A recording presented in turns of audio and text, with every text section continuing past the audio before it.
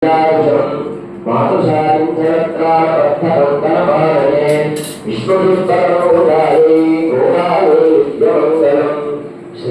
रामानुजाय नमः। जय श्री राम। वृंदावन विहार श्री कृष्ण रंगनाथ गोविंद। प्रिया भगवत बंधुవులారా, తిరుప్పావళి ధనుర్మాస వ్రతంలో భాగంగా 4 రోజులు పూర్తి చేసుకొని 5వ పాశురానికి మనం ఇవాళ ప్రవేశిస్తున్నాము. నిన్నటి రోజున పాశురం ఆరి మరై కన్నా. మీరందరూ కూడా చాలా గొప్ప భాగవతంలో కనుకనే ఇంతమంది ఆరి మరై కన్నా పాశురం చేశారు కాబట్టి నిన్న రాత్రి వర్షం పడింది. చూసారు తిరుప్పావళి వ్రతం ఎంత గొప్పదో. మరి ఇవాళ పొద్దున ఎందుకు వర్షం పడిందండి? మీరందరూ కూడా చక్కగా నామం పెట్టుకున్నారు కదా. వరుణుడు సంతోషించి ఆయన కూడా ఆనంద బాష్పాలు కురిపించాడు కనుక మరి నాకు ఇంకో లాభం ఉంది. వర్షం పడితే ఇంకొక 1/2 గంట ఉపన్యాసం ఎక్కువసేపు చెప్పొచ్చు. వాటి పాశురం నిన్నటి రోజున గోదాదేవి వర్షాది దేవతని కీర్తించింది.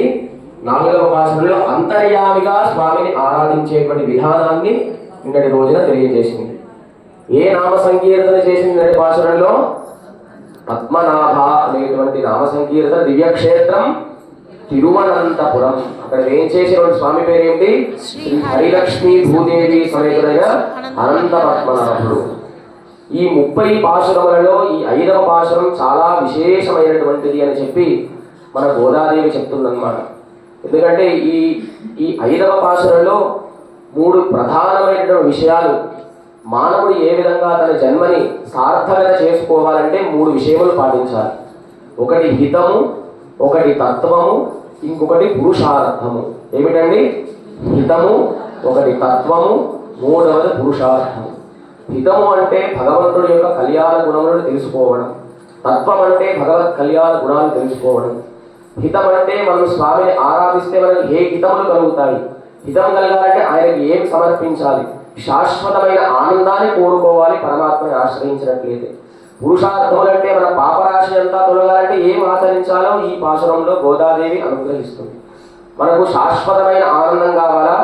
ఆ పూట సంతోషం ఉంటే సరిపోతుందా?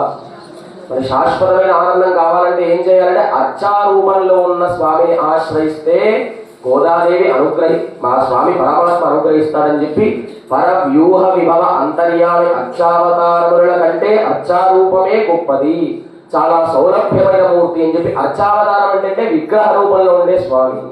ఆయన కూర్చోమంటే కూర్చుంటాడు, నిల్చోమంటే నిల్చుంటాడు. ఒక విగ్రహంలో కృష్ణుడిలాగా ఉంటాడు, ఒక రూపంలో రాముడిలాగా ఉంటాడు.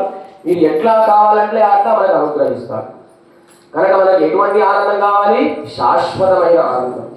ఒక రాజ్యంలో ఒక రాజుగారికి అబ్బాయి పుట్టాడు చాలా సంవత్సరాల తర్వాత.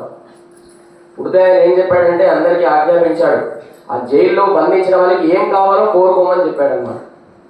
అయితే మొదటి ఆయన దగ్గరికి వెళ్ళాడు, ఖైదీ దగ్గరికి. నీకేం కావాలంటే స్వామి ఈ జైలు ముందర గేట్లు ఉన్నాయి కదా, బాగా నల్లగా అయిపోయాయి, దాన్ని కాస్త పెయింట్ వేయించండి, ఈ ఫ్యాన్ కూడా సరిగ్గా తిరగట్లేదు, ఫ్యాన్ తీసి ఏసీ పెట్టండి అని చెప్పాడు. ఈ 2వ ఖైదీ దగ్గరికి వెళ్ళాడు. నీకేం కావాలా? మహాప్రభు ఇక్కడి నుంచి నన్ను విడిపించండి అని చెప్పాడు అన్నమాట. అంటే మొదటి వాడు ఏ విధంగా కోరుకున్నాడు ఆ విధంగా కోరుకోవాలా? 2వ వాడు ఏ విధంగా శాశ్వతంగా ఇక్కడి నుంచి వదిలిపెట్టడం కోరుకోవాలా? మనమైతే మొదటి కేటగిరీ చెందిన వాళ్ళే. నిజంగా భగవంతుడే ప్రత్యక్షమైతే ఏం కోరుకుంటామండి? ఏం కోరుకుంటారు? పక్క వాళ్ళకి ₹1 కోటి కారు ఉందని మాకు ₹2 కోట్ల విలువ చేసే కారు కావాలని కోరుకుంటారా? ఆయన దర్శనమే భాగ్యం కనుక అటువంటి శాశ్వతమైనటువంటి ఆనందాన్ని కోరుకోవాలి. ఈ 84 లక్షల జీవరాశులలో ఈ మానవ జన్మ చాలా ఉత్కృష్టమైన జన్మ. ఎన్నో పుణ్యములు చేస్తే కానీ ఈ మానవ జన్మ లభించదు కనుక అన్ని పక్షులలో అన్ని ప్రాణికోటులో జ్ఞానం ఉండేటువంటి జన్మ ఏదంటే మానవ జన్మ. ఆ మనుష్య జన్మ ఇచ్చినందుకు భగవంతుడు మనం సంసారం అనే సాగరాన్ని చాలా జాగ్రత్తగా దాటాలి. మన పడవ మనం దాటగలుగుతామా? పడవలో నదిలో మనం దాటగలుగుతాం అనుకుంటాం, కానీ ఈదుకుంటూ వెళ్తే మధ్యలో మునిగిపోతాయేమో, మొసళ్ళు వచ్చి తినేస్తాయేమో. కానీ పడవలో వేరే వాళ్ళు నడిపితే, ఆ పడవలో మనం ఎక్కితే సుఖముగా ప్రయాణం సాగుతుంది. ఆ పడవ నడిపించేవాడు ఎవరంటే ఆచార్యుడు. ఆచార్యుడు అనేటువంటి వారిని ఆశ్రయించినట్లయితే భగవత్ తద్విష్ణో పరమం పదం సదా పశ్యంతి సూరయః ఆ పరమాత్మని శీఘ్రంగా ఆశ్రయించే శక్తికి మనకు లభిస్తుందని చెప్పి ఈ తిరుప్పావై దివ్య వ్రతంలో మనకు చెప్పింది. మనవాళ్ళమాలు అంటారు ఐందుం అరియాద మానినరై వయ్యం శుమత్పదం వల్లు. ఈ తిరుప్పావై 30 పాశురాలలో మొదటి 5 పాశురాలు ఒక పక్కకు పెట్టండి. తర్వాత 5 పాశురాలు 5 భాగములుగా చేస్తే ఈ మొదటి పాశురం యొక్క అర్థమంతా 6 నుండి 10వ పాశురంలో చెప్పింది గోదావరి. ఈ 2వ పాశురం యొక్క అర్థాన్ని 7 నుండి 11వ పాశురం 11 నుండి 15వ పాశురం వరకు చెప్పింది. అట్లా ఈ మొదటి 5 పాశురాల యొక్క సారాంశమంతా కూడా తర్వాత వచ్చే 25 పాశురాలలో వివరించింది కనుక ఈ 5 పాశురాలు పర వ్యూహ విభవ అంతర్యామి అర్చావతారం యొక్క వైభవం కలవాలంటే తర్వాత వచ్చే పాశురాలలో ఆచార్య స్తుతిని చేస్తేనే పరమాత్మని ఆశ్రయించుతాం కనుక అటువంటి ఆచార్య సమాశ్రయం ఉంటేనే భగవద్ దర్శనం కలుగుతుందని చెప్పి గోదాదేవి ఈ తిరుప్పావై ద్రావిడ ప్రబంధం ద్వారా మనకు అనుగ్రహించింది. అయితే వీళ్ళంతా కూడా స్వామిని చేరుదామని చెప్పి 5 లక్షల మంది గోపికలు మీరు ఎట్లా ఉదయాన్నే వచ్చారో అందరూ కూడా స్వామిని ఆశ్రయిద్దామని చెప్పి గోదాదేవి అందరినీ ఆహ్వానించింది. అయితే అందులో ఒక ఆమెకి ఒక సందేహం కలిగింది. మనం వ్రతం చేద్దాం అనుకుంటున్నాము, వ్రతం ఎవరి కోసం చేస్తున్నాం? కృష్ణ పరమాత్మ కోసం వ్రతం చేస్తున్నాం. ఈ వ్రతం చేస్తే మనకి ఏం ఫలం వస్తుంది? మంచి వర్షములు పడతాయి, మంచి పాడి పంట సుభిక్షముగా ఉంటుంది. కానీ నిజంగా మనం కృష్ణుని చేరగలుగుతామా అని ఒక ఆవిడకి సందేహం కలిగిందన్నమాట.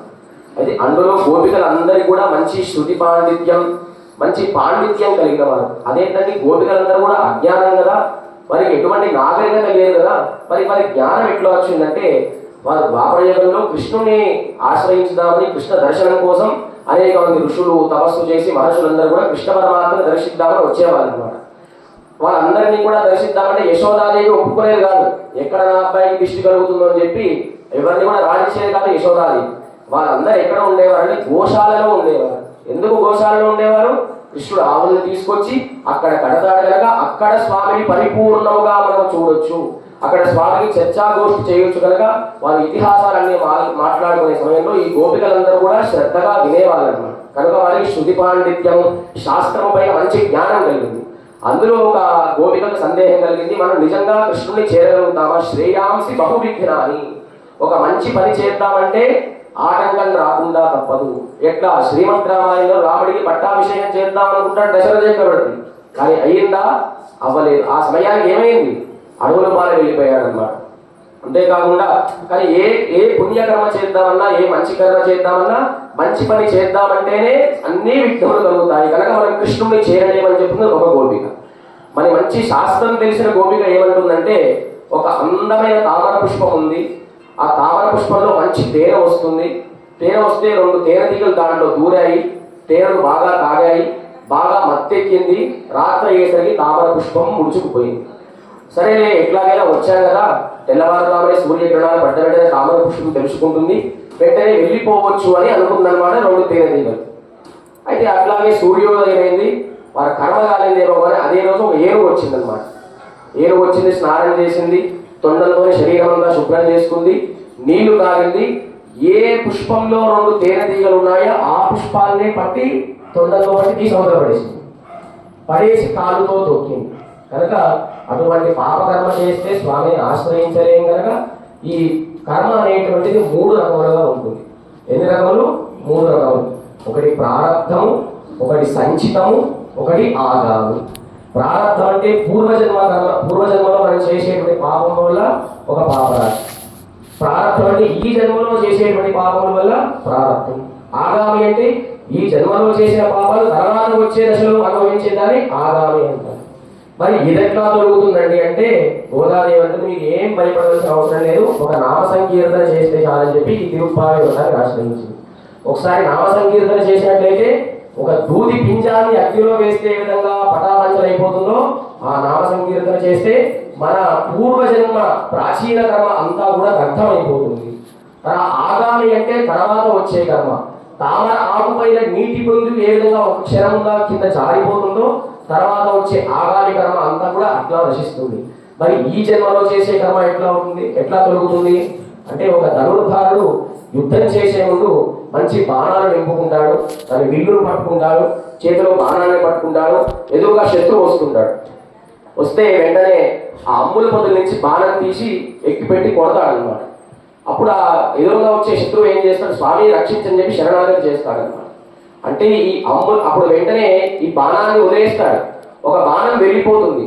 మన ప్రాచీన కర్మ అంటే అమ్ముల పొదలో ఉండేటువంటి కర్మ అన్నమాట. ఆగామి కర్మ అంటే చేతిలో బాణం వదిలాడు, రెండో బాణం పట్టుకుందామనేసరికి వాడు శరణాగతి చేస్తాడు కదా, ఈ రెండో బాణాన్ని వదలకుండా చేతిలో పట్టేసుకుంటాడు. అది ఆగామి కర్మ. తర్వాత ఇప్పుడు ప్రారంభ కర్మ అంటే మొదటి బాణాన్ని వదిలేశాడు కదా, వెళ్ళి తప్పకుండా గుర్చుకుంటుందంటే ఈ జన్మలో చేసేటువంటి కర్మ తప్పకుండా అనుభవించవలసిందే అని చెప్పి మిగతా వాళ్ళు అంటున్నారు. మరి పుణ్యం చేసి ఎన్ని పాపములు చేసినా స్వామిని ఆశ్రయించలేం కదా, మరి ఎన్నో విఘ్నాలు కలుగుతాయి. మనం ఏ పూజను ప్రారంభం చేసినా విశ్వక్సేన పూజ చేస్తాం కదా, గణపతి పూజ చేస్తాం కదా, మరి అటువంటి గణపతికి విఘ్నాలు వస్తే ఏం చేస్తాడు, ఆయనే సంరక్షించుకుంటాడు. తర్వాత చేసే కార్యక్రమాన్ని కూడా ఆయనే నిర్విఘ్నంగా కొనసాగిస్తాడు. కనుక మనం ఒక నామ సంకీర్తన చేయడం వలన అన్ని కర్మలు తొలుగుతాయి. మనం పుణ్యం చేసినా పాపం చేసినా ఏది చేసినా ఫలం ఇచ్చేవాడు భగవానుడు.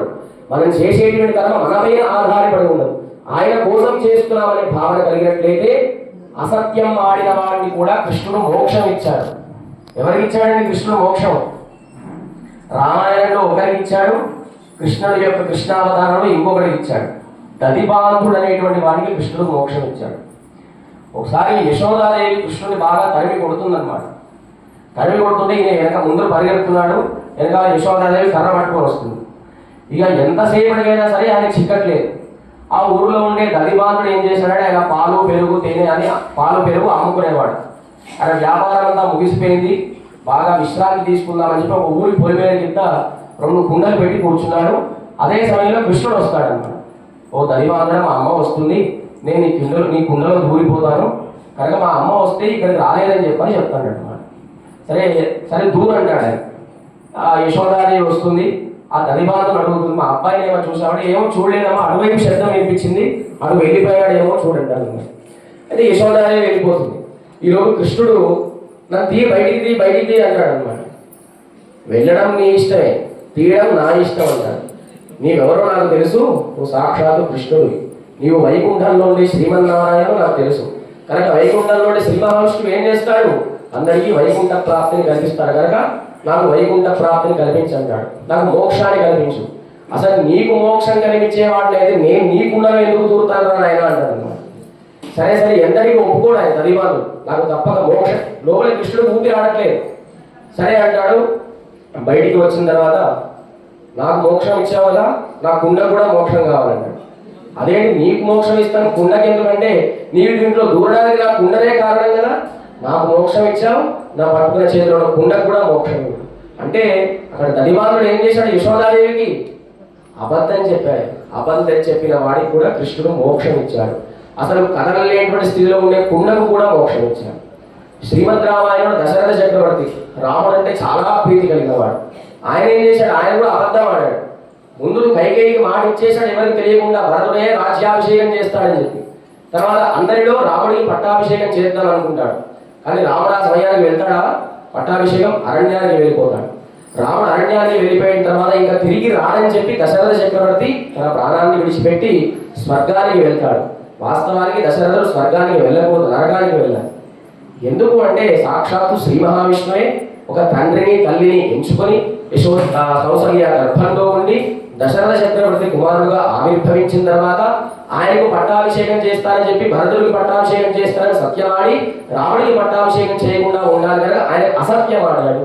ఆయన సాక్షాత్తు శ్రీ మహావిష్ణువు తండ్రి కనుక భగవంతుడి యొక్క తండ్రికి స్వర్గం ఇవ్వకపోతే మిగతా వారికి ఎట్లా ఇస్తారని చెప్పి లోకమంతా అందుకుంటుందని చెప్పి దశరథ చక్రవర్తి కూడా అసత్యం ఆడిన ఆయన కూడా స్వర్గ ప్రాప్తిని కల్పించాడని చెప్పి గోదాదేవి మనం సత్యమాడిన అసత్యమాడిన పాపం చేసిన పుణ్యం చేసిన ఫలం ఇచ్చేది ఏంటి, సాక్షాత్తు శ్రీ మహావిష్ణువు అని తత్వజ్ఞానం తెలుసుకోవాలి.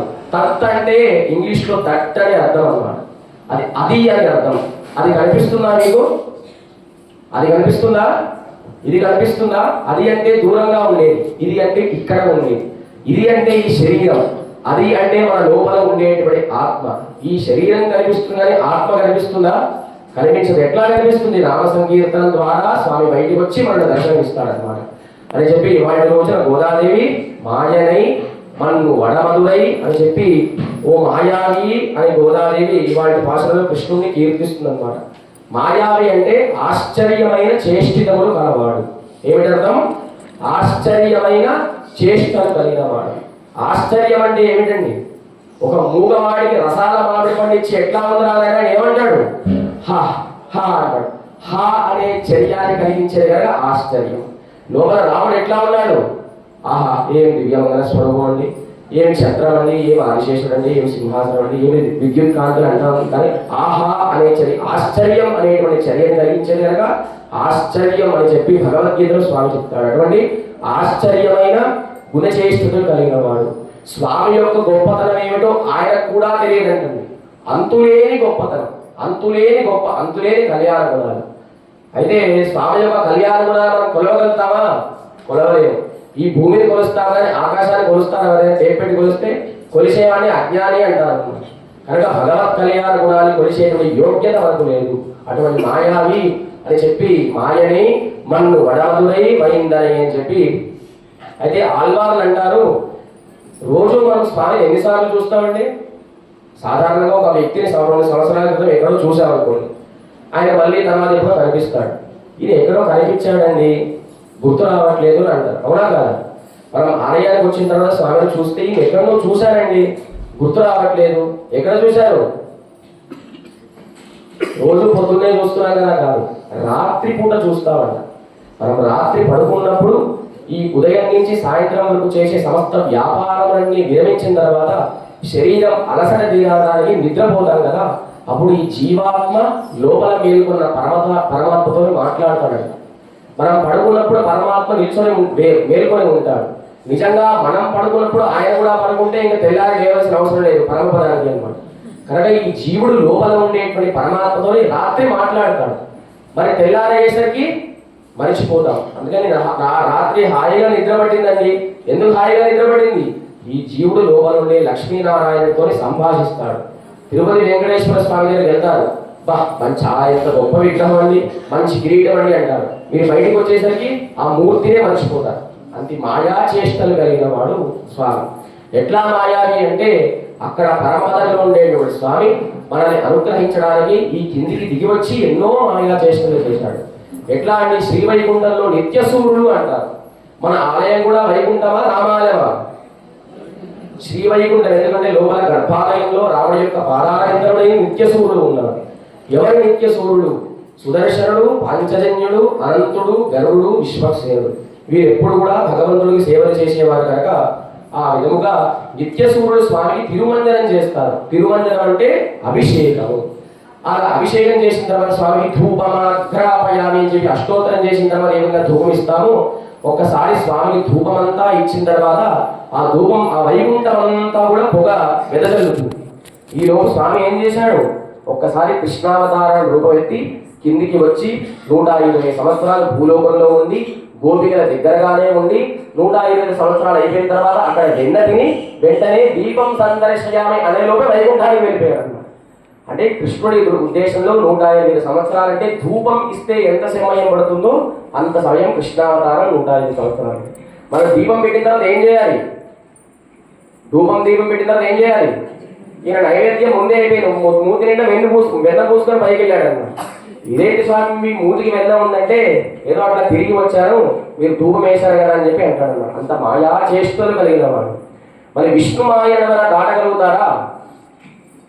విష్ణువు యొక్క మాయను ఎవరైనా దాటగలుగుతారా అని బ్రహ్మలోకంలో బ్రహ్మ పెద్ద సభను ఏర్పాటు చేశాడనమాట. ఎవరు?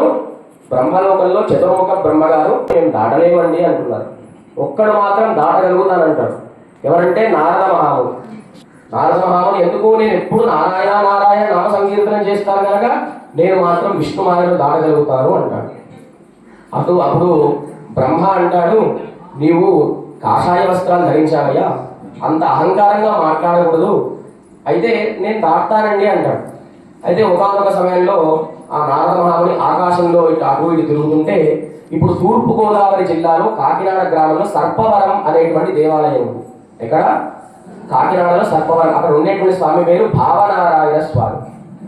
ఆ ప్రాంతానికి ఇతపూర్వం అంతా కూడా అరణ్య ప్రాంతం అది. అక్కడికి వెళ్ళగానే నారద మహామునికి మంచి సుగంధమైన వాసనలు వస్తున్నాయి. మంచి ఎక్కడి నుంచి వస్తుంది వాసన అని చెప్తే ఆ ప్రాంతంలో దిగాడు అనమాట. అక్కడ పెద్ద మంచి పుష్కరిణి ఉంది. ఆ సర్పవరం అనే క్షేత్రంలో మంచి పుష్కరిణి ఉంది. అక్కడ పుష్పాలు బంగారు పుష్పాలు. ఆయన అనుకుంటాడు, ఇన్ని బంగారు పుష్పాలు ఉన్నాయి, ఎవరు ముట్టుకోలేదే అని చెప్పి ఒకసారి దాంట్లో స్నానం చేద్దాం అనుకుంటాడు అనమాట. ఒకసారి వెంటనే నారద మహాముని తన మెడలో ఉండేటువంటి వీణను పక్కన పెట్టాడు, పాదుకలు కింద పెట్టాడు. వెంటనే ఒకసారి దాంట్లో స్నానం, తన మునిగేంత వరకు స్నానం చేశాడు. ఎవరు? నారద మహాముని. ఆయన పురుషుడుగా ఉన్నాడు, స్నానం చేసి పైకి లేచేలేపు స్త్రీగా మారిపోయాడు. సుదతి అని పేరు పెట్టారనమాట. ఆయన నారద మహాముని స్త్రీ రూపాన్ని ధరించాడు.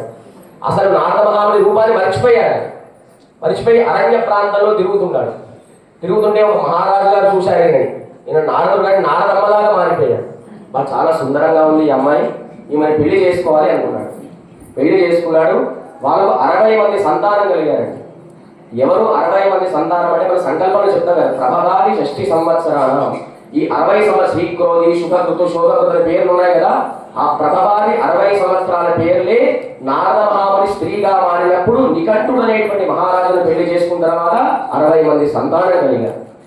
సరే, చాలా కాలమైంది నారద మహాముని చూసి శ్రీ మహావిష్ణువు, సరే ఈయన రూపాన్ని మళ్ళా ఆయనకి ఇచ్చేద్దామని చెప్పి ఈ నికంఠుడు పైన కొంతమంది రాజులు యుద్ధం చేశాడు. యుద్ధం చేస్తే ఆ రాజు మరణించాడు. ఇంకా స్త్రీ రూపంలో ఉన్న నారద మహాముని ఏడుస్తున్నాడు. అయ్యో అయిపోయింది, నా భర్త పోయాడు. ఇది ఏడుస్తుంటే ఎంత ఏడ్చాడంటే చివరికి కన్నీళ్ళు కూడా రావట్లేదు. అయిపోయింది, బాగా ఆకలేస్తుంది.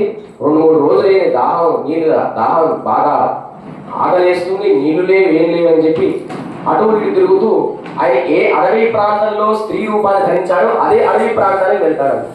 ఎవరు? నారద మహాముని. స్త్రీ రూపంలో సుదతి ఆయన పేరు. వెళ్తే ఒక మామిడి పండు చెట్టుకి ఒకే మామిడి పండు ఉంటుంది, అది పట్టుకుందామంటాడు. ఎంత ఎగిరినా దొరకదు. పక్కనే ఒక శవం ఉంటుంది అన్నమాట. ఆ శవాన్ని లాగుతాడు, దానిపైన నించుంటాడు, ఎగురుతాడు, దూకుతాడు, అయినా రాదు పండు. అప్పటి నుంచి ఒక పక్కనే మహర్షి వస్తాడు. ఏమైందయ్యా ఏంటి అంటే, అది చాలా గొప్ప ఫలం, అది ఎంతో మంది మహర్షులు తపస్సు చేసి ఆ తపస్ఫలం అంతా కూడా ఆ పండులో పెట్టారంటాడు. మరి నాకెట్లా వస్తుంది ఆ ఫలం అంటే, నీవు ఇప్పుడు ఆ శవాన్ని ముట్టుకున్నావు కదా, నీవు అశుచిగా ఉన్నావు, నీ ఆకలి తీరాలంటే ఆ పుష్కరణలో స్నానం చేసిరా, నీ ఆశోచం అంతా దొరుకుతుంది అంటాడు. ఈయన మొదలు ఏ పుష్కరణలో దిగాడో ఆ పుష్కరణలో దిగమంటాడు. ఎట్లా దిగాలి? నీవు శరీరం అంతా మునగకూడదు, ఒక కుడి చేయి పైకి పెట్టమంటాడు. ఆయన మొదలు స్నానం చేసినప్పుడు మొత్తం తలంతా ముంచేస్తాడు. ఈ మహర్షి ఏం చెప్తాడు, నీవు మునుగు కానీ 2 చేతులు పైకి పెట్టాడు. సరే, ఆయన చెప్పాడు కదా అని చెప్పి నారదుడు వెళ్తాడు, పుష్కరణలో మునుగుతాడు. ఈ 2 చేతులు పైకే ఉంచుతాడు. ఎందుకంటే 2 చేతులు పైకి ఉంచాలి, చేతులకు ఏముంటాయి? గాజులు ఉంటాయి కదా. ఈయన మామూలుగా స్త్రీ దాంట్లో మునిగితే మరణ నారద మహాముని అసలు రూపాన్ని ధరిస్తే విష్ణుమూర్తి అన్నాడు, స్త్రీలాగా మారావు కదా అంటే, ఏదో స్వామి నువ్వు కలగా ఉంటావు, నేను స్త్రీగా నారద మహాముని అంటే నారద మహాముని స్త్రీ రూపంగా మారాడని చెప్పడానికి చేతుకు గాజులు ఉంచడం అని చెప్పి చేతులు పైకెత్తమంటాడు అనమాట. కనుక విష్ణుమాయని ఎవరో దాటలేరని చెప్పి ఒకసారి స్వామి క్షమించని చెప్పి స్వామిని భావనతో ఒకసారి నమస్కరిస్తాడు. వెంటనే నారాయణుడు ప్రత్యక్షమవుతాడు. కనుక ఆయన పేరేమిటి? భావనారాయణుడు. భావము చేత ఆవిర్భవించిన నారాయణుడు కనుక భావనారాయణుడు. కనుక విష్ణుమాయను ఎవ్వరూ దాటలేదు. ఎట్లా దాటాలి విష్ణుమాయని? భక్తి ఆచరించండి, జ్ఞానం ఆచరించండి, కర్మ ఆచరించండి. మీరు 30 రోజులు తిరుప్పావే వ్రతాన్ని ఆచరించండి, 1,000,000 సార్లు అష్టాక్షరీ మంత్రం జపం చేయండి. మీరు ఎన్ని చేసినా స్వామి మీ దగ్గరకు రానండి. మరి ఎందుకండి పొద్దున్నే రావాల్సిన అవసరం ఏముందండి? ప్రేమ ఉండాలి. ఆయన కోరి వస్తే వస్తాడు. నిజంగా తిరుప్పావే ఈ 4 పాసులు అనుసంధానం చేస్తున్నప్పుడు ఏదైతే మనం వ్యాఖ్యానం చెప్పుకున్నామో ఒకసారి గుర్తు చేసుకుంటే లోపల కోదండరాముడు కూడా వచ్చి ఆనాడు ఆంజనేయ స్వామి ఏ విధంగా కౌగిలించుకున్నాడో మీ అందరినీ కౌగిలించుకుంటాడు. అటువంటి ప్రేమ భావన మనలో కలగాలి. ఒకసారి అదే విధముగా అదే నారదుడు హడావిడిగా భూలోకానికి వద్దాం అనుకుంటాడు. ఆయన వచ్చే మార్గంలో చతుర్ముఖ బ్రహ్మలోకానికి వెళ్తాడు. అయితే బ్రహ్మ అంటాడు, ఏమిటి నారద ఇంత హడావిడిగా వెళ్తున్నావు, లోకక్షేమమా లోకక్షోభమా అంటాడు. మీరు ఉండండి స్వామి, ఇప్పుడు 2 నిమిషాల్లో వచ్చేస్తాడంటాడు. సరే, ఈయన ఎందుకు వెళ్తున్నాడో ఈ నారద మహాముని వెనకాల బ్రహ్మ కూడా ప్రారంభమవుతాడనమాట. ప్రారంభమవుతే ఆ బ్రహ్మలోకం దిగి ఈ కైలాసానికి వస్తాడు. వాళ్ళ వెనకాల పరమశివుడు కూడా బయలుదేరుతాడు. పరమశివుడు, గంధర్వాది, అప్సరసలు, ఇంద్రాది దేవతలు అందరూ కూడా ప్రయాణిస్తారు. నారద మహాముని భూలోకంలో దిగి ఈ భూమిపై అడుగు పెడతాడు. ఎక్కడ? గొల్లెపల్లెలు. దేవతలు కదా, వాళ్ళు ఈ భూమిని తాకరు. వాళ్ళందరూ కూడా పైన ఆకాశంలో నించుని చూస్తుంటారనమాట. వెంటనే హఠాత్తుగా నారదమ్మ, అమ్మ యశోదమ్మ నువ్వు బయటికి రా అంటాడు. మా నారద మహర్షి నీకు వచ్చావా అని చెప్పి యశోదాదేవి లోపలికి తీసుకెళ్తుంది. ఒక ఆసనం వేసి కూర్చోబెడుతుంది.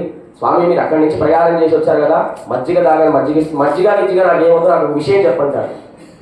మీరు అడిగితే నేను చెప్పడం ఏంటి స్వామి, నేనేం చదువుకోలేదు, అసలు నాకు నాగరికత లేదు, మీరు అడగండి అంటే నేను చెప్పడం లేదు. లేదు అందరికంటే చాలా గొప్పదానివి నువ్వు అని చెప్పి నారదుడు అంటాడు. ఎట్లా గొప్ప అండి, నీవు పూర్వజన్మలో ఏ ఏ దివ్య దేశాలు తిరిగావో ఆ లిస్ట్ అన్ని చెప్పు, అన్నీ నేను తిరిగి వచ్చేస్తాను. ఎందుకు, మేమందరం ఒకసారి పైకి చూడమంటాడు అన్న. పైన ఎవరండి, 4 తలకాయలు ఉన్నాడు అని యశోదాదేవి అంటుంది. ఆయనకి మంచి దివ్య దృష్టిని ఇస్తాడు నారదుడు, సరిగ్గా చూడంటాడు. ఆయన చతుర్ముఖ బ్రహ్మ.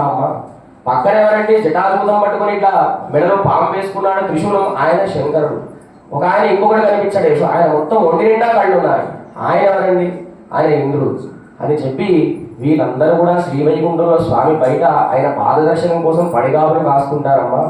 నీ కోసం కృష్ణుడు ఇక్కడికి వచ్చాడు, కృష్ణుడే నీ పాదాలు పట్టుకున్నాడు, ఎంత అదృష్టవంతురాలి అని చెప్పి అంటాడు. కృష్ణుడు ఎట్లా పాదాలు పట్టుకుంటాడండి, యశోదమ్మది ఎట్లా పట్టుకుంటాడు కృష్ణుడు పాదాలు? చిన్న పిల్లవాడికి స్నానం చేయిస్తారు కదా, తల్లి ఏం చేస్తుంది, 2 కాళ్ళు చాపుతుంది.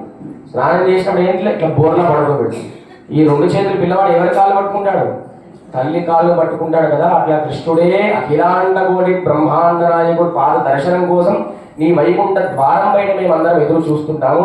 అటువంటి కృష్ణుడే నీ పాదములు పట్టుకున్నాడంటే ఎంత అదృష్టం తల్లి అని చెప్పి, నీవే క్షేత్రాలు తిరిగా అవన్నీ నాకు లిస్ట్ చెప్పి మేమందరం కూడా వెళ్ళి దర్శిస్తామని చెప్పి యశోదాదేవిని కీర్తిస్తాడు. అంత మాయా చేష్టితలు కలిగినావు కృష్ణ పరమాత్మ అని చెప్పి, మాయనై మన్ను వడమధురై అని చెప్పి భగవత్ సంబంధం స్థిరంగా కలిగిన మధురానగరంలో జన్మించిన బలశాలి అంటుందన్నమాట. కృష్ణుడు ఎక్కడ పుట్టాడు, మధురానగరంలో పుట్టాడు. పుట్టిన వెంటనే గిరేపల్లెకి వెళ్ళిపోయాడు. ఆయన పుట్టిన వెంటనే ఎట్లా పుట్టాడు, పుట్టిన వెంటనే తన తండ్రి వసుదేవుడి యొక్క 2 చేతుల సంకెళ్ళు ఉంటే దర్శనం ఇచ్చిన తర్వాత సంకెళ్ళను తెంపేస్తాడు. ఒకసారి కృష్ణ అంటే మన సంసార బంధంలో ఉండే సంకెళ్ళు అన్నీ కూడా తెంచేస్తాడు కృష్ణ పరమాత్మ. మరి మధురానగరం గొప్పదా, అయోధ్య నగరం గొప్పదా అండి? ఏది గొప్పది? మన రామాయణం కాబట్టి అయోధ్య నగరం గొప్పది అనుకుంటారు, కానీ ఇది గొప్పదే అది గొప్పది. ఎందుకు మధురానగరం గొప్పది అయోధ్య కంటే అంటే, అయోధ్యలో రాముడు ఎట్లా అవతరించాడు, ఒక చిన్న పిల్లవాడిలాగా. బోరు కొడుతుందండి, సరే ఇంకాసేపు గంట వర్షం పడితే బాగుండు. అయోధ్యలో రాముడు ఎట్లా పుట్టాడు, చిన్న పిల్లవాడు 2 చేతులు 2 కాళ్ళతో పుట్టాడు. మరి ఈ జైలు కాలంలో మధురానగరంలో కృష్ణుడు ఎట్లా పుట్టాడు, శంఖ చక్రధరం దేవం కృష్ణం వందే జగద్గురు. శంఖముతోని చక్రముతోని చతుర్భుజములతోని స్వామి దర్శనం ఇచ్చాడు. కనుక మధురానగరం కంటే అయోధ్య కంటే మధురనే గొప్పదని చెప్పి ఆళ్వార్లందరూ కూడా అనుకుంటారన్నమాట. అంతేకాకుండా దీనికి మధురానగరం అని పేరు. మళ్ళీ వైకుంఠానికి కూడా వైకుంఠ నగరం అని పేరు పెట్టవచ్చు కదా, అట్లా పెట్టొద్దండి, సరిపోదు, మధురానగరమే గొప్పది. ఎందుకంటే శ్రీమద్ రామాయణంలో లక్ష్మణస్వామి రాముడితో పాటు అరణ్యానికి వెళ్తుంటే సుమిత్ర అంటుంది, నాయన లక్ష్మణ చిన్నపిల్లవాడిని బయటికి తీసుకెళ్ళామనుకోండి, అప్పటి వరకు బయటికి వెళ్దామంటాడు. బయటికి వెళ్ళేసరికి నేను ఇంటికి వెళ్దామంటాడు. అవునా కదా చిన్నపిల్లవాడు. అప్పుడు సుమిత్ర అంటుంది లక్ష్మణ స్వామితోని, అయోధ్యాం అటవీం విద్ధి అని చెప్పి, నీ ఏ అడవికి వెళ్తున్నావో ఆ అడవినే అయోధ్యలాగా భావించు. ఎక్కడ అడవిలో ఉంటున్నావో ఆ రాముణ్ణే దశరథులాగా భావించు, సీతాదేవినే కౌసల్యగా భావించు. కనుక మరలా నీవు రాముణ్ణి వదిలిపెట్టి ఈ అయోధ్య నగరానికి రాకూడదు. కనుక అయోధ్య నగరం లేని రాముడు అడవితో సమానం. అడవిలో ఉన్న రాముడు అడవి అయోధ్య నగరంతో సంబంధం. మరి వైకుంఠంలో ఉండి కృష్ణుడు ఈ లోకానికి దిగి వస్తే వైకుంఠం ఏమవుతుంది, అది కూడా అడవిలాగే మారుతుంది. ఈ మధురానగరం మధురా నగరముగా మారింది. కనుక వైకుంఠం కంటే మధురానగరమే గొప్పదని చెప్పి ఇవాళ భాషలో ఈ గోదాదేవి దక్షిణ మధురలో ఉంది. దక్షిణ మధుర ఏంటి, శ్రీవిల్లిపుత్తూరు. కానీ దక్షిణ మధురలో ఉండి మాయనే మన్ను వడ మధురై ఉత్తర మధురలో ఉండేటువంటి స్వామిని కీర్తిస్తుంది. మరి దక్షిణ మధురలో స్వామి ఎట్లా సాక్షాత్కరించారంటే, గోదాదేవి తండ్రి పేరేమిటి, పెరియాళ్వార్. ఆ పెరియాళ్వార్లకి గరుత్మంతుడి వాహనంపై స్వామి దర్శనమిచ్చాడు దక్షిణ మధురలో. ఉత్తర మధురలో కృష్ణ పరమాత్మని కీర్తిస్తుంది ఈ గోదాదేవి. కనుక అటువంటి వైకుంఠనగరం కంటే వైకుంఠాన్ని వదిలిపెట్టి మనందరి కోసం కృష్ణ పరమాత్మ ఇక్కడ వెలిసి మనందరి మధ్యలో ఎంతో సులభంగా తిరిగాడని చెప్పి. అంతేకాకుండా ఎందుకు మధురానగరం గొప్పదంటే అక్కడ విశ్వామిత్ర మహర్షి తపస్సు చేశాడు, వామనుడు సిద్ధాశ్రమాన్ని ఏర్పాటు చేసుకున్నాడు, ఎంతో మంది మహారాజులు అక్కడ ఎంతో మంది ఋషులందరూ కూడా యజ్ఞాన్ని పాటించారు. మీ అందరికీ రాముడు 4వ తమ్ముడు ఎవరండి? శత్రుఘ్నుడు. ఆ శత్రుఘ్నుడు లవణాసురుడు అనేటువంటి రాక్షసుని సంహరించి శత్రుఘ్నుడి కుమారుడి పేరు మధువు. ఆ మధుర అనే పేరుతోనే మధురానగరం వచ్చిందని చెప్పి అంత గొప్ప మధురా క్షేత్రములో స్వామి అవతరించాడే అని చెప్పి ఇవాళ రోజున మాయాచేష్టల కృష్ణ పరమాత్మ ఉత్తర ప్రాంతంలో లేటువంటి కృష్ణుని కీర్తిస్తున్న తర్వాత తూయ పెరునీర్ యమునై తురైవని. తూయ పెరునీరు అంటే పరిశుద్ధములైన జలముల యమునా నది తీరములో విహారించే యమునా విహారి అని కీర్తిస్తుంది. ఎక్కడ ఉంటాడు స్వామి? ఎప్పుడు కూడా యమునా తీరంలో ఉంటాడు. యశోదాదేవి తిండి అన్నం పెట్టి పడుకోబెడితే ఈయన పడుకోడంట. ఎవరో మిత్రుడు పిలిస్తే వెళ్తే గోపికల్ని చూడడానికై ఎప్పుడూ ఆ యమునా తీరంలో చెట్టుపైనే కూర్చుంటాడు, రాసక్రియ ఆడడానికి. కనుక యమునా నది గొప్పదా గోదావరి నది గొప్పదా అంటే యమునా నదే గొప్పదంట. ఎందుకు యమునా నది గొప్పది? ఆ యమునా నదిలో శ్రీకృష్ణుడు గోపికలతో స్నానం చేస్తున్నప్పుడు ఆ నోటిలో తీర్థం దాంట్లో ఉంచేవాడు అనమాట. ఆయన తీర్థం మనమందరం ఏం చేస్తాం? తీర్థంగా తీసుకుంటాం కనుక ఆ యమునా నది చాలా పవిత్రమైనటువంటిది. మరి గోదావరి నది ఎందుకండి? మరి గోదావరి నది స్నానం చేస్తాము, మరి యమునా నది గొప్పదంటున్నారే అంటే గోదావరి నదికి ఒక దోషం ఉందంట. ఏ నదికి? గోదావరి నదికి ఒక దోషం ఉందంట. రావణాసురుడు సీతామ్మవారిని అపహరించుకొని వెళ్తుంటే సీతాదేవి చెప్తున్నది గోదావరి నది మా రాముడు వస్తే చెప్పు, రావణాసురుడు తీసుకొని వెళ్ళిపోతున్నాడు అని చెప్పబడుతుంది. ఈ గోదావరి అనేది రావణాసురుడికి భయపడింది. నేను సీతా చాడి చెప్తే రావణాసురుడు నదే లేకుండా చేస్తానని భయపడుతుంది. కనుక గోదావరికి రాముడికి సీతను వెతికేటువంటి సమయంలో రాముడికి సహాయపడలేదు కనుక గోదావరి అనేది ఒక దోషం వచ్చిందంట. మరి ఆ దోషం ఎట్లా పోయేది? సాక్షాత్తు ఆ భూదేవి అంశ సీతామ్మవారిని ఆమె కాపాడలేదు కనుక ఆ భూదేవిగా ఈ కలియుగంలో గోదాదేవి పెరిగింది కనుక గోదావరిలో మొదటి 2 అక్షరాలు ఏమిటి? మరి గోదాలో అటువంటి గోదావరిలో 2 అక్షరాలు గోదాదేవి ధరించింది కనుక ఆ గోదావరి అనేది దోషం పోయింది అనమాట. అటువంటి గొప్ప యమునాతీర విహారీ అని చెప్పి కీర్తిస్తుంది కనుక ఆయనకు. అంతేకాకుండా ఆయన రాత్రే పుట్టినప్పుడు వసుదేవుడు ఏం చేస్తాడంటే కృష్ణుడు అవతరించినప్పుడు చాలా గొప్ప వర్షం కురిసిందనమాట. కానీ రాముడు పుట్టినప్పుడు మంచి ఎండాకాలం. కృష్ణుడు పుట్టిన వెంటనే రాత్రి ఏం చేశాడు వసుదేవుడు? నదిని దాటించేశాడు అనమాట.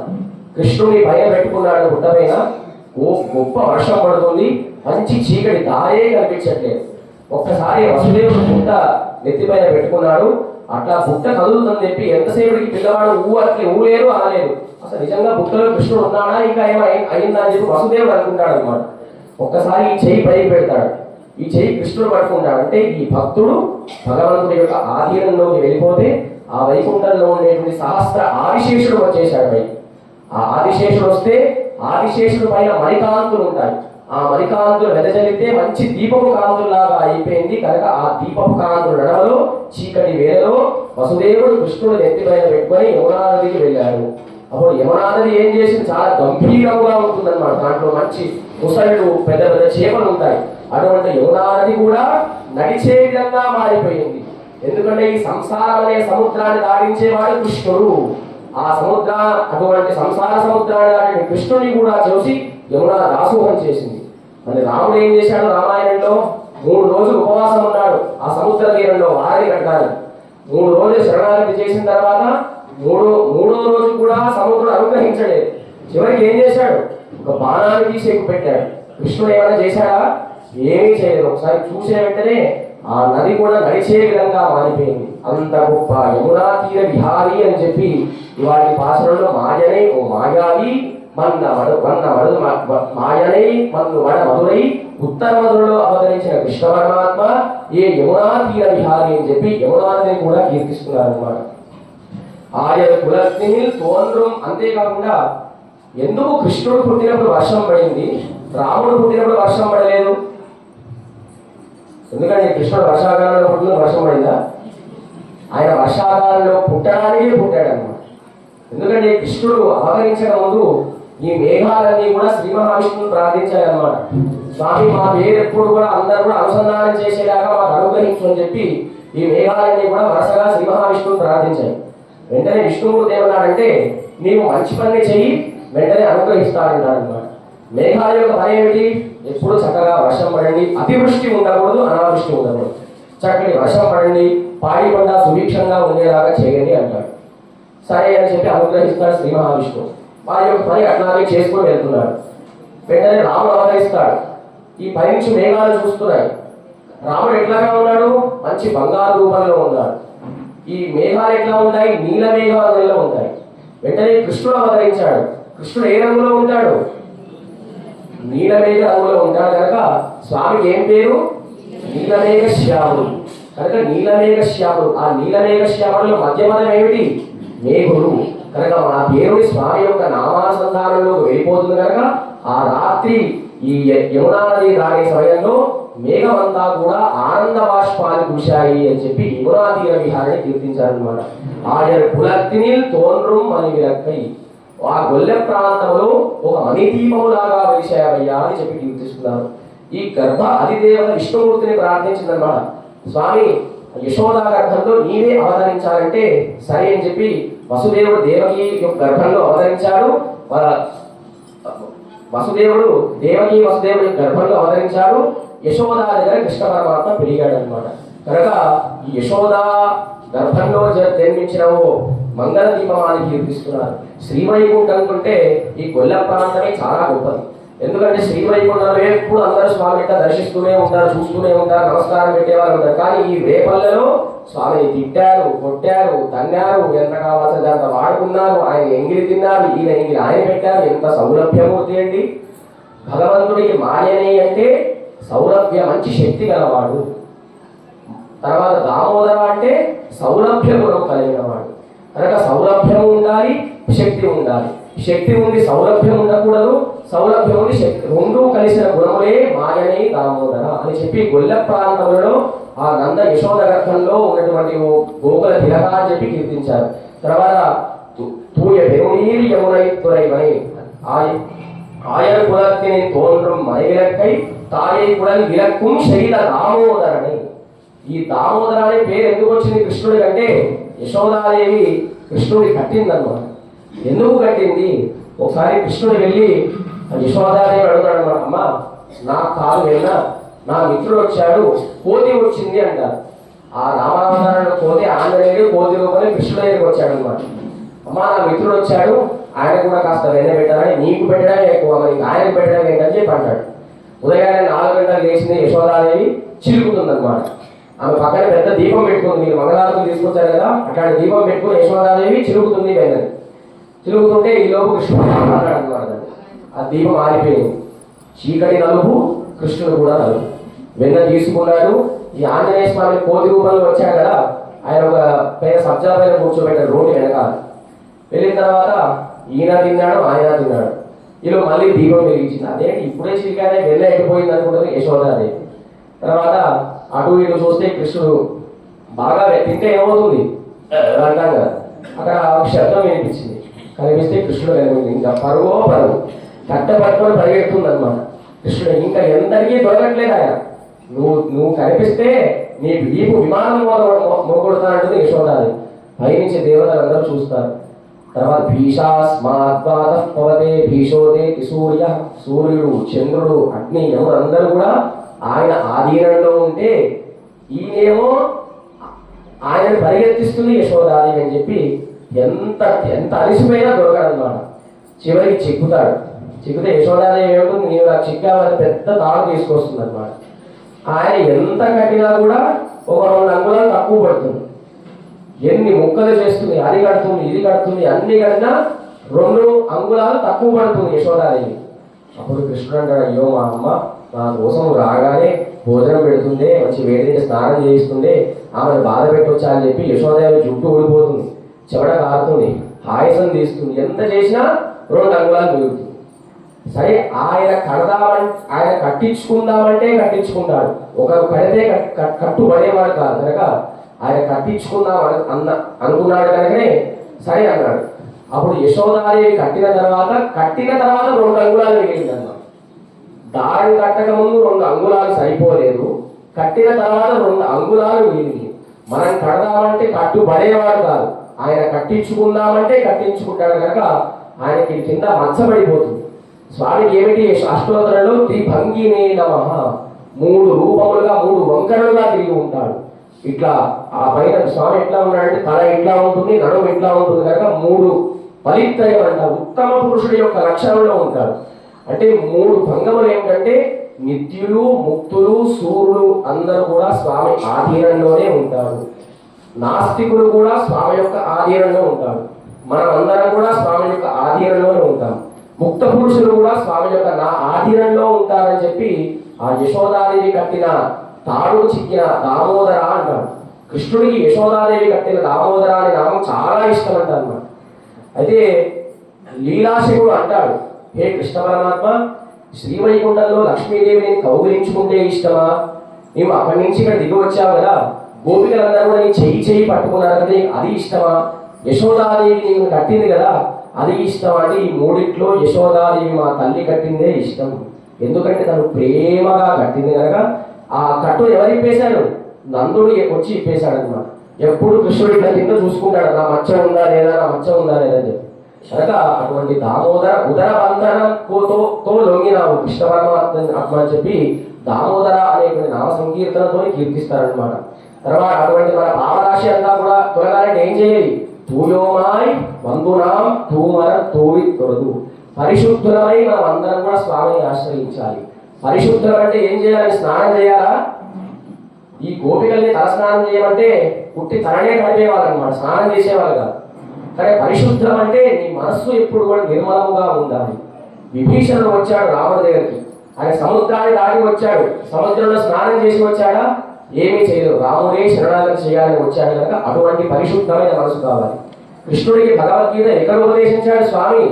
యుద్ధ భూమిలో ఉపదేశించాడు. అప్పుడు అర్జునుడు ఏం చేశాడు? కాళ్ళకి చెప్పులున్నాయి, పైన టోపీ పెట్టుకున్నాడు, కవచ కుండలా ధరించారు. కానీ మనం అష్టాక్షరి మంత్రం ఉపదేశం చేస్తే ఏం చేస్తాం? ఉపదేశం పొందితే స్నానం చేస్తాం, కొత్త వస్త్రాలు ధరిస్తాం. కానీ అర్జునుడికి కాళ్ళకి బూట్లున్నాయి, మంచి వస్త్రాలు ధరించాడు, కవచాలు ఉన్నాయి, కానీ కృష్ణుడు ఉపదేశిస్తున్నాడు అనే మనఃభావం కలిగింది కనుక అటువంటి పరిశుద్ధమైనటువంటి మనసు కలగాలి. తర్వాత తూమల తూవి తొడుదు, అటువంటి పరిమళమైన శుద్ధమైనటువంటి మనసు కలిగిన తర్వాత మనం ఏం చేయాలి? స్వామికి తూమల తూవి తొడుదు, స్వామికి పుష్పములు సమర్పించాలి, ఒక నమస్కారం చేయాలి. మీరందరూ కూడా ఉదయం లేచి వస్తే స్వామి బాధపడతారండి, అయ్యో నా భక్తులు అంత దూరం నుంచి నడుచుకుంటూ వస్తున్నారని చెప్పి ఆ 4 మెట్లకి ఆయన బాధపడతాడు. మీరు అక్కడి నుంచి ఇక్కడికి వచ్చి అలిసిపోతారే, బాగా దాహంగా ఉంటుందని చెప్పి మీ అందరికీ తీర్థం ఇస్తాడు. మీ అందరికీ అక్కడి నుంచి ఇక్కడికి వచ్చి నడిచిపోతారే, ఆకలి వేస్తుందని చెప్పి రోజు పొంగలి ప్రసాదం పెడతారు, అందుకే తీర్థం ప్రసాదం. అందుకే అటువంటి దామోదర నామ సంకీర్తనం కీర్తించింది. పరిశుద్ధమైన మనసుతోనే రండి అని ఆహ్వానిస్తుంది.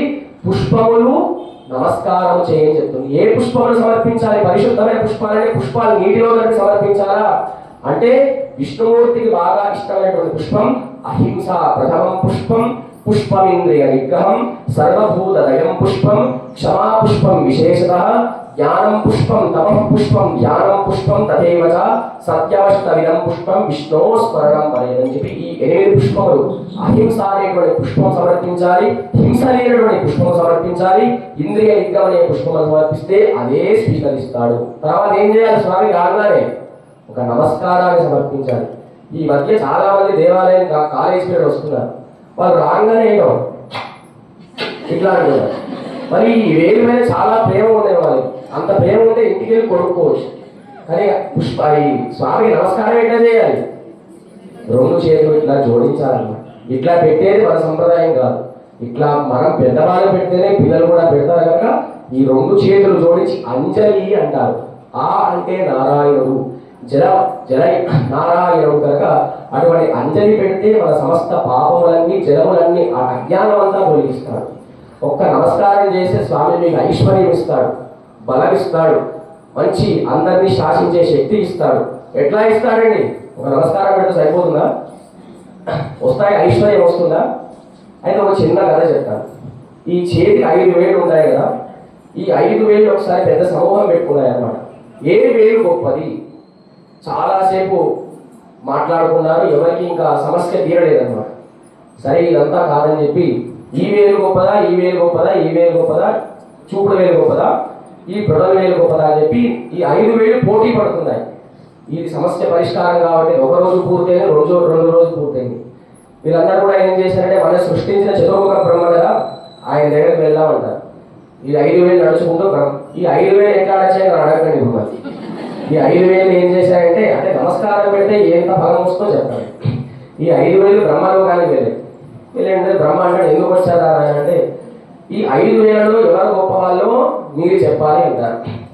అయ్యో పెద్ద చిక్కే వచ్చి పడింది, ఈ 5 వేలు నాకు కావాల్సిన వాళ్ళే, సరే మీ అనుభవాలు మీకు చెప్పండి అని చెప్పి చతుర్ముఖ బ్రహ్మ 5 వేలు అడుగుతారు. ముందు ఈ బ్రొడల వేలు అడుగుతారు, నేనే గొప్ప అని చెప్తుంది. ఎందుకంటే బ్రొడల వేలు గొప్ప, అన్ని వేళలో లావుగా ఉంటుంది కనుక ఈ వేలు గొప్పదా. ఇట్లా పిడికిలి బిగించాలంటే ఏం చేయాలి? ఈ బ్రొడల వేలు ఉంటేనే పిడికిలి బిగిస్తారంటే బలం చూపించాలంటే పిడికిలి బిగించాలి. పిడికిలి బిగించాలంటే 4 వేలు సరిపోవు, ఈ బ్రొడల వేలు కూడా ఉండాలి కనుక నాకు బాగా బలం ఉందని చెప్పి ఈ బ్రొడల వేలు అంటుంది. ఈ చూపుడు వేలు అడుగుతాడు, నేనే గొప్ప అంటుంది. ఈ చూపుడు వేలు ఇట్లా చూపిస్తే ఏమవుతుంది? అందరినీ నేనే శాసిస్తానంటుంది చూపుడు వేలు, నేనే గొప్ప అంటుంది. ఈ మధ్య వేలు అడిగితే నేనే గొప్ప అని మధ్య వేలు అంటుంది. ఎందుకు? అందరికంటే నేనే పెద్దవాడిని, అందరికంటే మధ్యలో ఉంటాను కనుక నేనే పెద్దవాడిని అంటుంది. ఈ ఉంగరం వేలు ఉంటుంది, అందరికంటే నేనే గొప్పవాడిని. ఏ బంగారం ఉంగరంలో ఏ వేలు పెడతారండి? దీనికి పట్టకపోతే పక్కన వేలు పెడతారు కనుక నా దగ్గర బాగా ఐశ్వర్యం ఉంది, నేనే గొప్పవాడిని, ఉంగరం వేలు. చివరికి చిటికన వేరే సమయం వస్తుంది. స్వామి ఈ గొడవకి నాకు ఎటువంటి సంబంధం లేదు, మీరు ఎవరో కూడా నాకు తెలియదు, నేను మీకు నమస్కారం చేద్దాము, కృతజ్ఞత చెప్పుదామని వచ్చాను. ఎందుకు కృతజ్ఞత? ఒకసారి నమస్కారం అందరూ స్వామిని చూస్తూ పెట్టండి. ఒకసారి ప్రొడల్ వేలు ముందు వచ్చేలాగా పెట్టండి, ఇట్లా తిప్పి పెట్టండి. ఇట్లా పెడితే పిచ్చివాలనుకుంటారు, ఇట్లా పెడితే స్వామిని చూసి పెట్టండి. ఏ వేలు ముందు ఉంది?